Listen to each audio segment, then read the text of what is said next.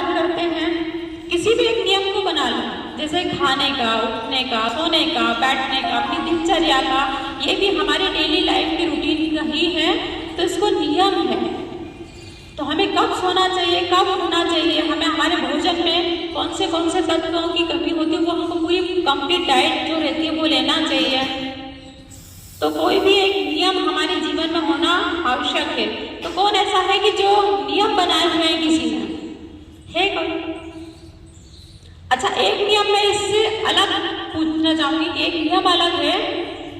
कौन ऐसा है कि जो अपनी एक कॉपी में डेली राम नाम लिखते हैं?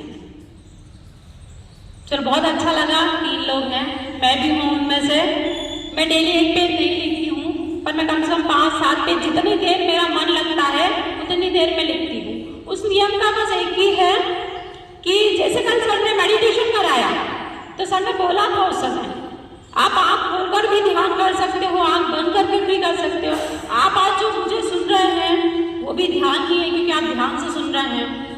तो सर की एक एक बात सुना करें, जो हम यहाँ आज बोलते हैं ना, वो ताकत हमको सर से मिलती है, वो चीज हमने सर से सीखी है। तो ध्यान लगाना है, नियम बनाना है। नियम, डेली एक नियम बनाइए कि कॉपी में राम नाम लिखें। जरूरी नहीं आप राम नाम लिखें, आप कृष्णा लिखें, जो जिनको मानते हैं वो लिखें, मंत्र का उच्चारण लिखें, मंत्र लिखें, एक पेज लिखें, डेली एक पेज का नियम बनाइए। मुझे सोने से पहले एक बार लिखना है, सोने से पहले, क्योंकि उससे क्या होगा कि आपको दिन भर का जो स्ट्रेस है, तनाव है, आप एक बार लिखकर देखिए कि आपको खुद को अनुभव होगा उसका। आपका पूरा ध्यान उस पर रहेगा। आप जितने शब्द लिखते हैं ना, राम राम राम राम, आप एक कॉपी में कम से कम 120 बार, एक पेज पे 120 बार लिख लेते हैं, और आपका पूरा ध्यान वहीं रहता है। आप एक बार करके देखिएगा, बहुत मानसिक शांति मिलती है आपको। जो नींद आएगी ना, वो शांति की आएगी। तो ये नियम कुछ ऐसे होते हैं, जो उठने का समय, सोने का समय, खाने की दिनचर्या हमारी, ये सारी चीजें हमको फॉलो करना चाहिए।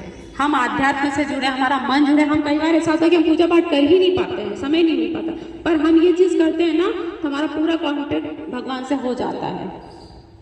और दूसरी चीज और ये है कि रोगों का कारण क्या है, रोग कैसे बढ़ते हैं?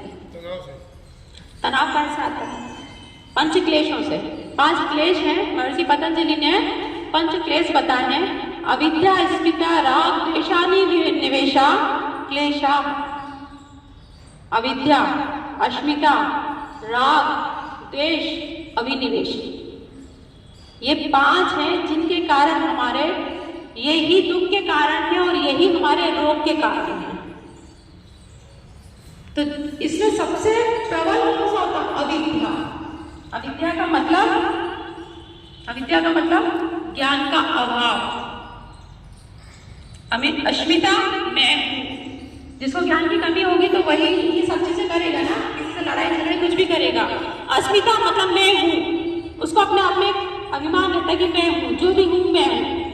राग, किसी सुख की प्राप्ति के लिए हम जो किसी कार्य को करते हैं अनावश्यक, जो हमारा नहीं है, हम उसको हासिल करते हैं, अस्मिता।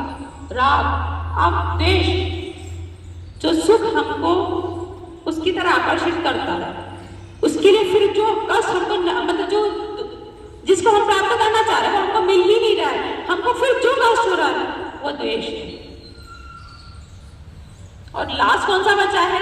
अविद्या हो गई, अस्मिता, राग, द्वेष और अभिनिवेश। अभिनिवेश, ये 5 जो है ना, अभिनिवेश क्या है? मृत्यु का भय। सबको डर रहता है, सबको डर रहता है, अब ये हो जाएगा, सडनली बीपी हाई हो गया है, बीपी डाउन हो गया है, या ज्यादा चल लिया है, तो एकदम डर जाता है ना, ये हो जाएगा ना, मृत्यु का भय। यही कारण है हमारे रोगों का। तो हमको इससे दूर कौन लेकर जाता है? ध्यान लेकर जाता है, योग लेकर जाता है। जो सर ने कल कराया, कितना अच्छा कराया, कितने अलग अलग टाइप से वो ध्यान, मेडिटेशन जो ना, सब बहुत अलग टाइप से कराते हैं, हर बार कुछ नया रहता है। कल प्राणायाम के द्वारा कराया, प्राणायाम के द्वारा किसी ने करा क्या? मुझे नहीं लगता, मैंने तो नहीं करा था कभी।